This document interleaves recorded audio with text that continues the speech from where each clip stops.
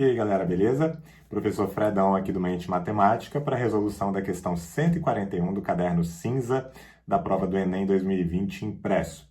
Essa questão 141 eu classifico como uma questão intermediária, tá? É uma questão que ela envolve um pouquinho de geometria espacial, mas coisa básica de cálculo de volume e aumento percentual. Tá? Aumentos sucessivos, né? Percentuais. Primeiro um aumento, depois um outro aumento percentual em cima do que já havia sido aumentado inicialmente. Tá? Tem umas continhas meio chatas que eu vou mostrar como é que a gente pode contornar, mas é uma questão que ela é intermediária porque o aluno pode acabar se enrolando um pouco na interpretação, pode acabar se enrolando um pouco na geometria espacial, pode acabar se enrolando um pouco na porcentagem, no cálculo efetivamente. Mas ela é uma questão que eu, particularmente, na hora que eu peguei a prova e que eu fui resolver, eu resolvi relativamente rápido, porque não tem nenhum grande mistério nela não, tá? Mas apesar disso, eu acredito que ela vai vir como uma das questões intermediárias nessa prova do Enem Impresso 2020, beleza? Para vocês entenderem melhor, vamos lá para a resolução, que aí vai ficar mais claro tudo que eu estou falando. A equação que relaciona as medidas das alturas y e x é dada por... Um processo de aeração que consiste na introdução de ar no líquido acontece do seguinte modo. Uma bomba B, está aqui, retira o líquido de um tanque T1 e o faz passar pelo aerador A1, que aumenta o volume do líquido em 15%. Então, o aerador A1 ele aumenta o volume do líquido em 15%. Aumenta o volume do líquido em 15%.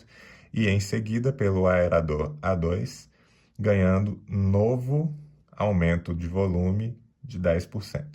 Ao final, ele fica armazenado no tanque T2, de acordo com a figura.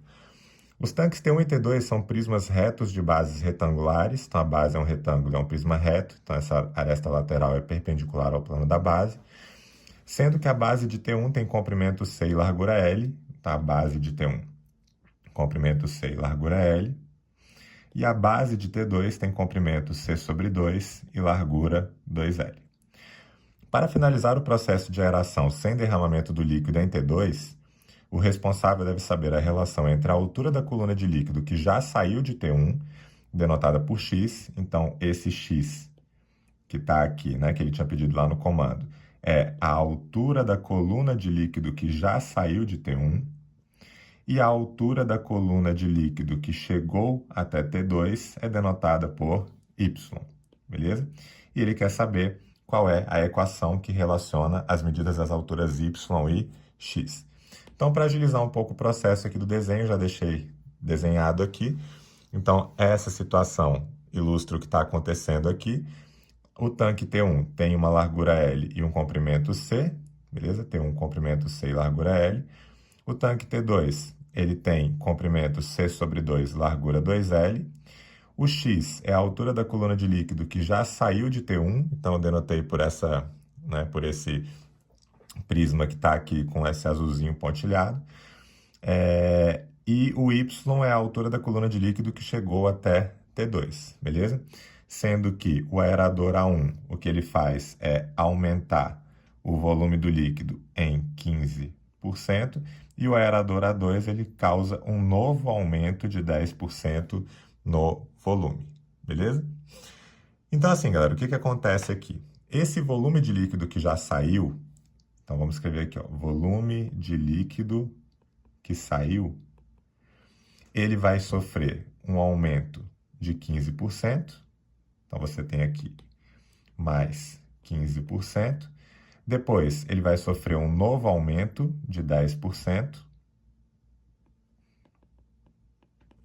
e aí você vai ter o volume de líquido que chegou, de fato, ali até T2, né, finalizado esse processo de aeração, certo?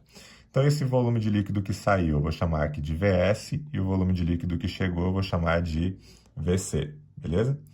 Então, se aumentou 15%, então, aumento de 15% em cima do VS vai ficar 1,15 vezes o VS, beleza? Porque aumentar 15% é multiplicar por 1,15. O 1 é da manutenção e o 0,15 é o aumento de 15%.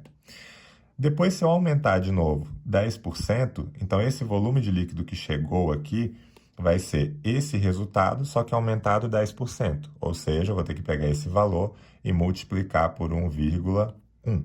Então, vai ficar 1,1 que multiplica 1,15 vezes o VS, só que esse daqui é o volume que chegou. Então, isso daqui eu posso igualar a esse volume que chegou aqui, que é o VC, beleza? E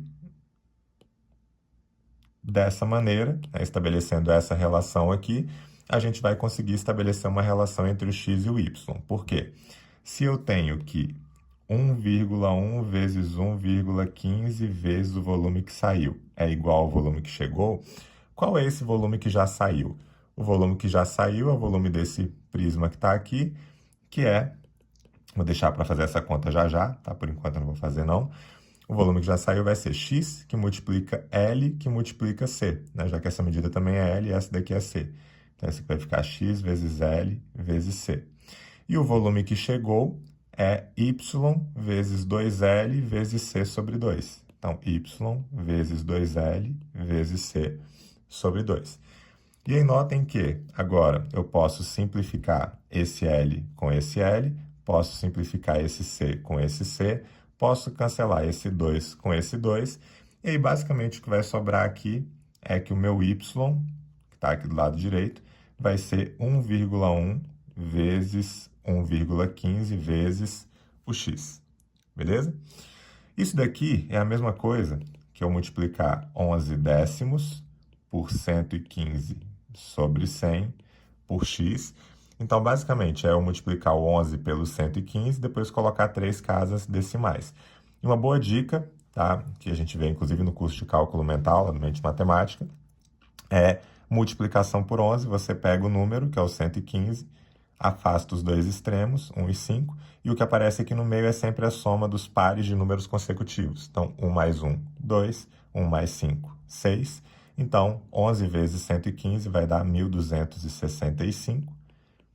Então, isso aqui fica 1.265 dividido por 10 vezes 100, que é 1.000. E 1.265 por 1.000 é a mesma coisa que 1,265x. E a alternativa correta aqui dessa questão é a letra A. 1,265x é o valor do y, beleza? Na verdade, galera, assim, tem uma forma de você fazer que é bem mais rápida, né, do que fazer toda essa, né, de volume que saiu, volume que chegou. Isso aqui é só por uma questão didática mesmo. Mas eu, quando peguei essa questão para poder fazer, a primeira coisa que me chamou a atenção é que essas duas áreas das bases, né, tanto essa base que está aqui quanto essa base que está aqui, elas tinham a mesma área, né? Porque L vezes C é a mesma coisa que 2L vezes C sobre 2, né? Porque você pode cancelar o 2 com 2 aqui e vai ficar L vezes C. E se as bases são iguais, na verdade você nem precisa levar em consideração o volume, que foi o que a gente acabou percebendo com esses cancelamentos. Bastaria você pensar que a altura que vai estar aqui, y, ela é aquela altura x que saiu, né, do volume de líquido que saiu, aumentado em 15% e depois em 10%. Né? Então, bastaria você ter feito isso, né? Pega o x e multiplica por